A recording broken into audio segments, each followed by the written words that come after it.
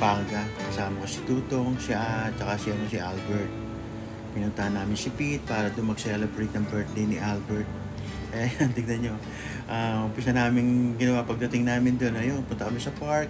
At dala ko naman yung dalawang scooter tsaka yung isang unicycle na hindi ko nagamit masyado dahil di pa ako masyado marunong. Ito si Albert, tsaka si Rapel ang naunang mag-scooter, tapos sinusundan sila ng drone para maganda yung view. Kasi ang sarap magpunta rito sa kila Pete, dito sa nila, tinitira dahil maluwag yung daan, tsaka mayroon kang privacy, wala masyadong tao. Ito si Albert, medyo kinakabahan pang nag-scooter dahil first time niya ngayon ito makagamit nito, kaya ito nag-enjoy at syempre kasama mo yung mga kaibigan na matagal mo nang hindi nakikita. Ayan, ang view nga lang dyan medyo dahil marami pang ginagawang development yan yung mga bahay tinatayo pa, pero may privacy kayo tignan nyo yung lugar, ang ganda, lalo na siguro pag na na to, bang na full develop na, ang sarap rito, masyal. Si Rafael, tignan nyo. Tuwad-tuwa. Ay, ginagayad niya si Albert. Dahil si Albert, kinakabahan. Alam niyo naman itong tao na to. Nervyoso. Kaya ayan. Din yung malitong gamit niya. Pero yung malit na yan, matulin yan, Kaya nga, pinagtatawa na siya ni Rafael. Kung lalo siguro pag pinagamit ko yung malaki, baka mailang siya dahil medyo, mabigat. Kaya, ganyan. I-enjoy naman habang sinusundan ng drone. Kaya talagang ang sarap ng pakiramdam pagkasama mo yung mga kaibigan mong nag-e-enjoy din na katulad ko. Pero kasi iba yung saya pag kaharap mo yung mga kababata mo, naglakihan kayo na puro pangarap lang, sana meron ganito, sana meron ganyan, sana puro sana Pero siyempre nung nakaangat ng konti at nakapag-abroad at nakapag-retire na rin, ito dire-diretso na po, wala nang kasama na yung mga kaibigan, nag-e-enjoy sa buhay. Ang sarap talaga pag walang walang toxic na nasa paligid mo puro saya. Ayan, pinaiikot ko sila dahil syempre kala nila tapos na, sabi ko hindi, ikot pa kayo para maganda yung kuha ng video, which tama naman, di ba? Buti lang yun ang ginawa ko. Ay nako, talagang ang saya nung araw na yun dahil siyempre first day namin dyan, 2 araw kami. Kalimutan ko, hindi pala alam ni Tutong tsaka ni Albert na mag-i-stay kami ng 2 araw dyan. Kala nila 1 araw lang. Wala sila mga dalang damit, kaya ayun. Sabi ko, ako bahala sa inyo. Stay wala silang choice. Nag-stay. Wala nga lang dalang damit, pero ang galing talaga niyan ni Emmy. Yun, nagdala ng mga extra short, boxer short, mga t-shirt.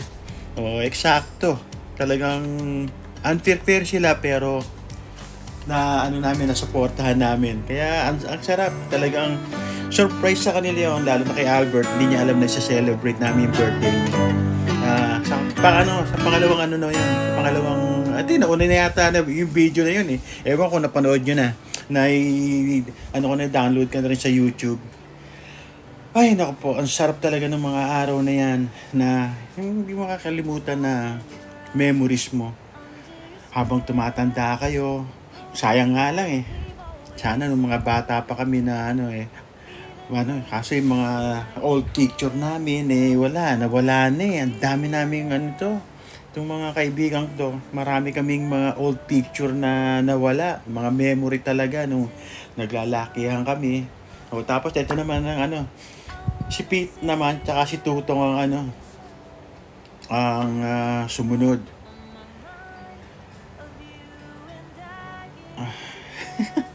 Tawa rito Nakalimutan ni Pete na yung throttle, yung para tumakbo ka, padjak siya ng padjak na wala yata sa isip niya. Yan, tignan mo lagi niyang ginagamit yan, pero nawala sa isip niya. Yun. Sa kanya siguro malalaman na hindi siya tumatakbo kahit anong gawin niya. Siguro kala niya motor yung dala niya Hindi niya alam na scooter yun. Ayan, tignan nyo. Alam ko rito, babalikan pa siya ni Tutong Nawala, siguro daldal si Tutong habang tumatakbo. Tapos paglingon niya, wala siya sa tabi si Pete. Kaya yun, tatawa-tawa siya. Nakakalimutan O, yan. Na-figure out niya kung paano gagawin. Dire-diretso. Ayan, o. Kita nyo. Nakangiti na yan. Ay, naku po. Talaga to. Iba na talaga pag tumatanda kayo. Ayan si Tutong, o. Bumalik. Ay, siguro sinasabi mo na wala ka. Kaya yan, tingnan ko. Si Tutong talaga, o.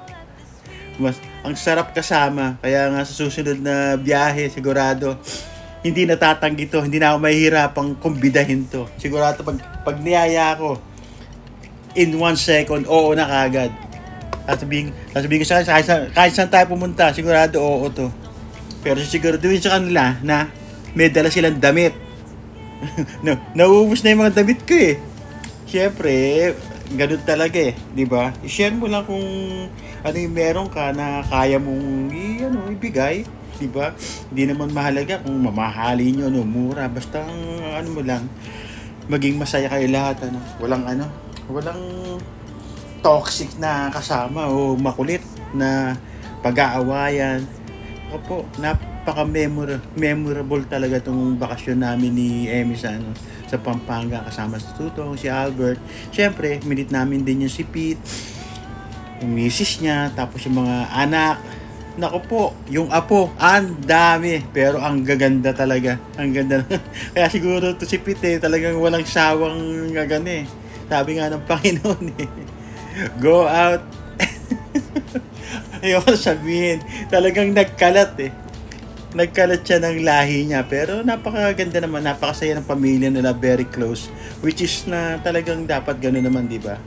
Dapat kayong mga magpapamilya close kayo, for better or for worse, dapat nandun kayo lagi, hindi yung for better lang pag meron ng pangangailangan iniiwanan ka na, di ba? Dapat hindi gano'n.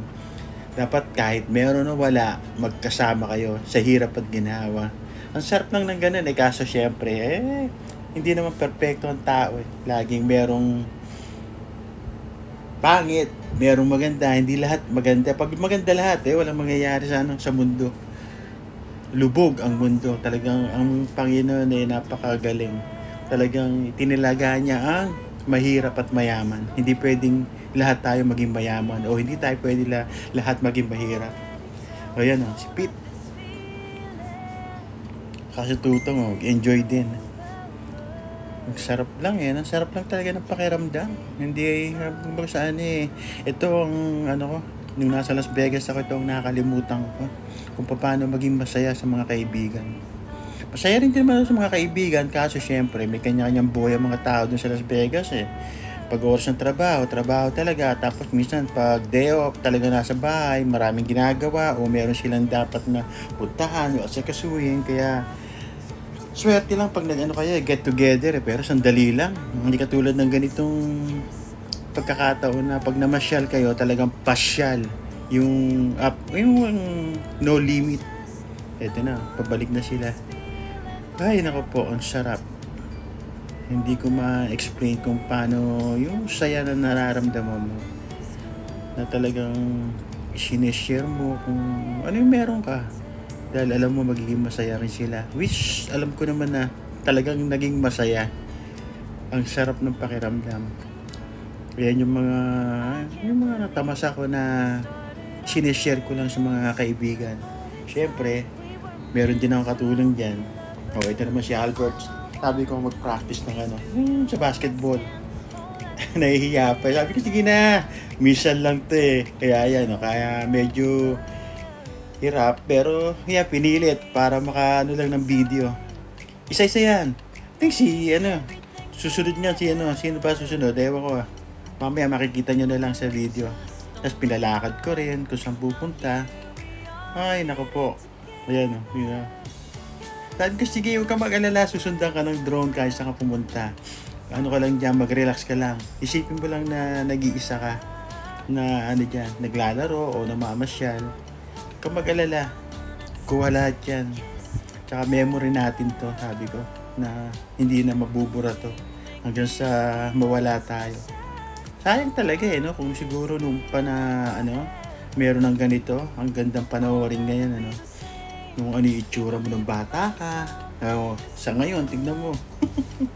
Mga kulubot na kami, pero at least, di ba, naaalagaan pa rin yung sarili, hindi katulad nung nakikita kong iba naming generation. Yung iba, wala na. Yung iba ngayon, itsura, kung sasang talagang iba, napunta ng ibang landas, iba masama, iba mabuti, pero meron kaming mga kaibigan na talagang niyayaya ko na sumama, nahihiya dahil ganito na raw buhay nila. Sabi ko, hindi naman yung tinitignan namin. Ang gusto ko lang, makita kayo, magkasama-sama tayo ulit. Para yung memory na kahit sa huli, nagkita-kita pa rin. So, meron kami talagang inaanyayahan na isa na talagang pahirapan. Hiyang-hiya siya na ayaw magpakita sa amin. Wala tayong magagawa, di ba? Mahirap pilitin. Pero hindi pa rin kami nawawala ng pag-asa. Anytime na meron kaming gathering na ganito, iniimbita ko lagi yan. Pinasasabihan ko si Albert, si Tutong, kahit mga kaibigan namin na hindi nakasama. Nasabihin ko kung nakita niyo siya o nakausap man lang. Wala talagang nahihiya. Alam ko naman yun pero syempre, intindihin na lang natin kung ano kalagayan niya. Siguro isang araw, bigla na lang sisipot o makikipag-usap. Okay lang yan. Hanggang sana naman, pag nagkita-kita, hindi yung nagkita dahil nawala na, no? Tama, hanggang humihinga, nabubuhay o nagkukwentuhan, magkita-kita, no? Ang sarap kasi ng pakiramdam, na lahat kami, malalaman mo kung ano na naging buhay, di ba? Pero wala namang regret di ba? Ang lang naman talaga, tayo pa rin nagdadala ng buhay natin kung saan tayo pupunta, kung ano gagawin natin. Lang di ba? Kumbaga blessing lang ang nangyari sa akin dahil siyempre napunta ako sa ibang bansa, nakapagtrabaho, may up and down din naman ako. Siyempre ang ko lang talaga, ang pinagmamalaki ko lang, hindi ko pinabayaan ang trabaho hanggang sa nakapag-retire ako na maaga. Kaya ito, Tutong, pa-practice din mag-basketball. Syempre, pag matanda na, iba na talaga yung pakiramdam Yung mga buto mo, minsan, nag-aano na Buto, naglalak na pero syempre, pipilitin mo pa rin para di ba? Kapag-exercise kahit pa paano. Kasi ang iba talaga pag wala kang bisyo ikaw umiinom, hindi ka naninigarilyo, ang laking tulong sa yan. Ang laking tulong sa health mo. Kasi may panlaban yung mga mga mikrobyo sa katawan mo, nalabanan yung masasamang mikrobyo. Tama nga sila, di ba? Pag yung may bisyo ka, naninigarilyo. Tingnan nyo Tutong, pinaglalaro yung drone. Nagtago-tago pa parang tawa nga kami ng tawa dyan Tingnan nyo, kala niya may isa niya, hindi niya alam, nakasensor siya na talagang nakatutok sa kanya. Kasi siya magpunta, hahanapin siya. Pero tingnan nyo, galing no? Hindi niya na makakalimutan niya. Talaga Tutong. Wala talaga si Tutong. Tingnan nyo, nag-stuck yung drone niya, hinahanap siya. Talagang walang Tutong pagkasama nyo. Ay, sasakit ang tiyan nyo rito. Simpleng-simple yung mga niya, mga hugot niya, pero naku po, sasakit ang panga nyo sa katatawa. Very talagang, hindi nyo siya makikita na malulungkot kayo. Talagang ang sarap kasama. Kaya sabi ko, next time ulit, wala sabi niya, okay lang. Basta i-message lang siya, sabihin lang siya tignan nyo naman. Talagang itong tao na nung mga bata pa kami, lagi nasa bahay ito. Araw-araw yan, kulang na lang matulog sa bahay. Ito, pagkagising ko, nandyan na sa bahay. Naka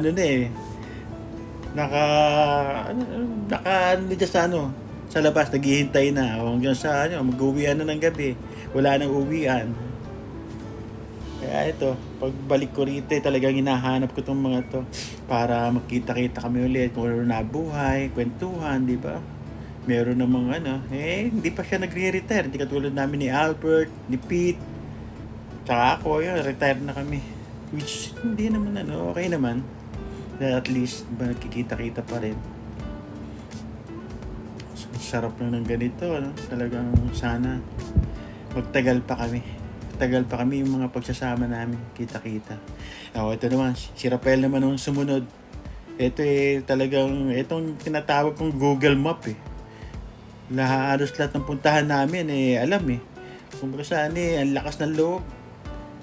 Kaya hanggat maaari, pag lumalakad kami, sinasama ko to. No? Dahil ito na lang ko. Siya na lang ko, ikaw na lang mag-drive at least malakas ang loob mo. Dahil dito sa Pilipinas ay napakahirap mag-drive. Naku po. Ang daming makukulit na driver. Yung alam nyo na talagang mga illegal ang mga ginagawa. Ikaw nga ang ikaw ang tatabi. Ikaw ang matatakot Ang laki-laki lang dinadrive mo talagang tititigan ka pag sila pa ang mali. Nasa right of way ka Yung mga nag-overtake, tapos counterflow, tapos ikaw pa ang mali Ito na. Konting na lang. Konting tiyaga na lang. Malapit na. Ang sarap mag-relax, Tignan nyo. Pwede lang sumama sa drone para lumipad ng ganito. Pasyalan mo lahat ang pupuntahan mo. Galing, Ang technology talaga, Yan, picture na lang habang nagre-relax. Tignan niyo yung saya sa mukha nila, di ba? Ang ganda. Talagang mababakas mo yung kasiyahan na talagang behind the scene hindi mo alam kung may problema siya, pero yung ngiti nila dyan na magkakasama kami, ang sarap. Lalo na ako. Talagang kaya nga si Emmy natutuwa sa akin pag ako natutuwa rin. Natutuwa ako na kasama sila dahil laging nandiyan sa tabi ko yan. For better or for worse, talagang hindi ako pababayaan niya. Kaya nga napaka-blessed ko na naging kami.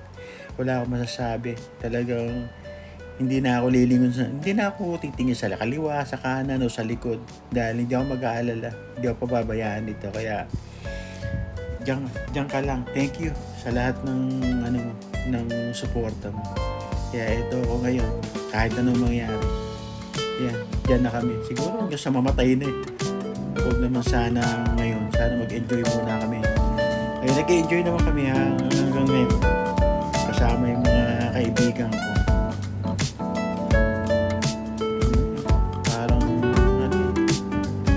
Parang wala kami mga problema Pag magkakasama, tanggal lahat. Tanggal yung stress mo. Dapat isipin ang problema pag magkakasama kay kaibigan. Ang ganda ng forma talagang bibo tignan mo. Okay siya galing galing din ang forma din Albert naman sayang talagang hindi kami nakumpleto wala yung iba yung mga inibitahan ko wala may mga trabaho at hindi kayang makasama kasi nga lalayo na namin biruin nyo Sorampo tapos sa Pasig si Albert tapos si Pete sa layo